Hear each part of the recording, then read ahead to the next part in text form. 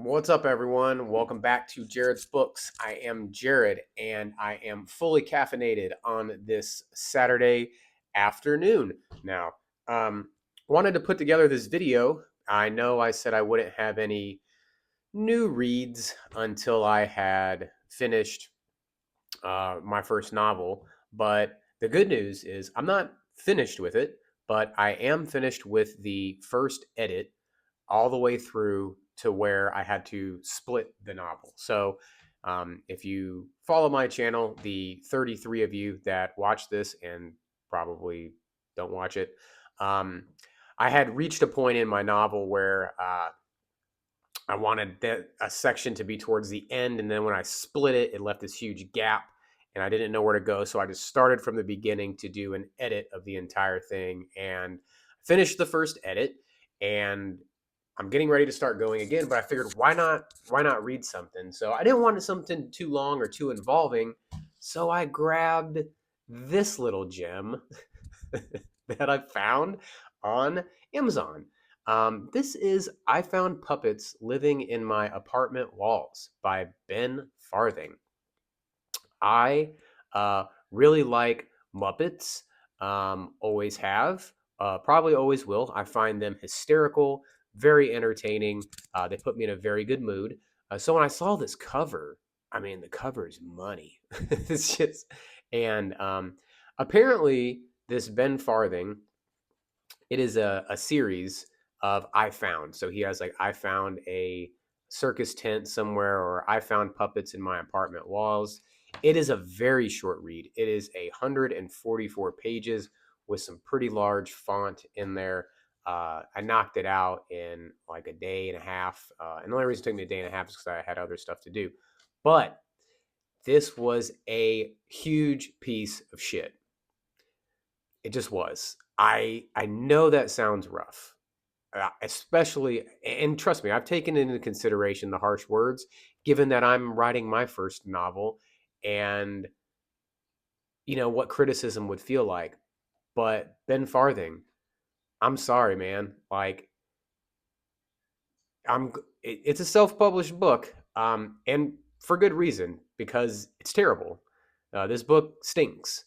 The concept is really cool. The book is a first person point of view of a guy who wakes up in his missing grandpa's apartment building that used to be part of a set of an old kids series, kind of like a Sesame Street kind of thing. And he sees a puppet standing over him, and the puppet disappears into the walls. He goes after the puppet with his cousin. They uncover a bunch of mysterious things, like a cynical plot with the puppets, and then it ends up becoming part of this like puppet apocalypse. I would say that the first 50 pages are okay. It's okay. But then it goes into this series of where they're going farther and farther down into the apartment complex. It's supposed to be like a disorienting thing. It just sucks. It's really bad writing. You kind of get lost in it. It doesn't make sense. The paragraph structure is terrible. They're not even real paragraphs. Um, I It looks like something a high school freshman would have wrote. I think there are Goosebump books that are put together better than this book. It's just not. It's terrible. And then towards the end, like when he talks about like how the puppets became like able to move on their own. Apparently, there was like some Germanic witchcraft involved.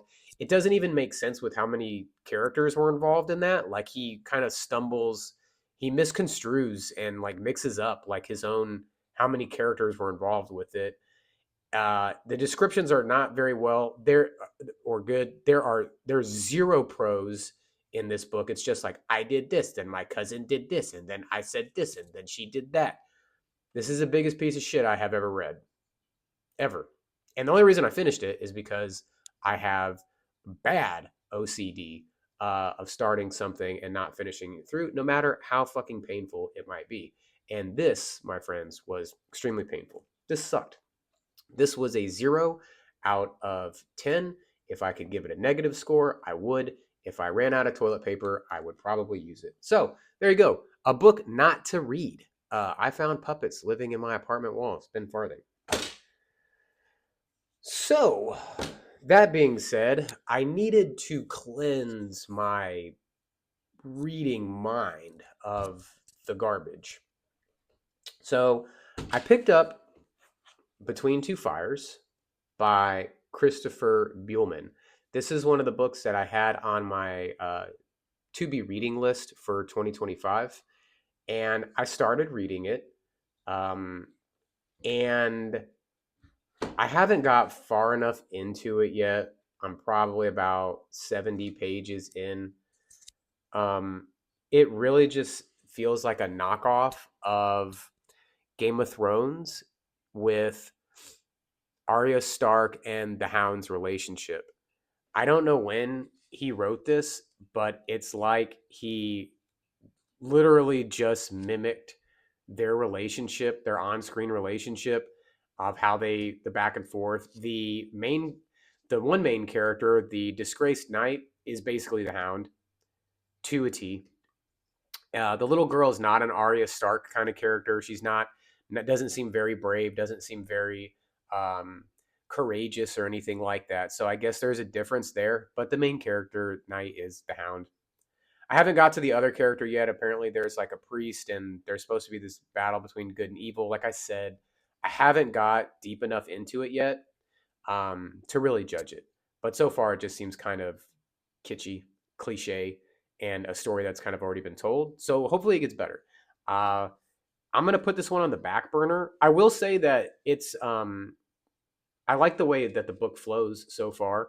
It's pretty good. There's some description prose in it with the dialogue, even though if you've seen Game of Thrones, like I've probably watched the series probably 8 times. I mean, you kind of know what it is, so it's not bad. But I'll finish it later. I just put it on the back burner because after I'd read this giant piece of shit, and then after I started reading this and was like, ugh, gosh, I've heard this story before, I went back to Stephen King. I it's hard not to go back to it. Like it's just such good storytelling um, that I just needed to be refreshed. I haven't started it yet, but after looking for which one of his books to read, like some sleepers, stories, and stuff like that, I settled on Duma Key. This one gets a lot of really good reviews, so I'm looking forward to it.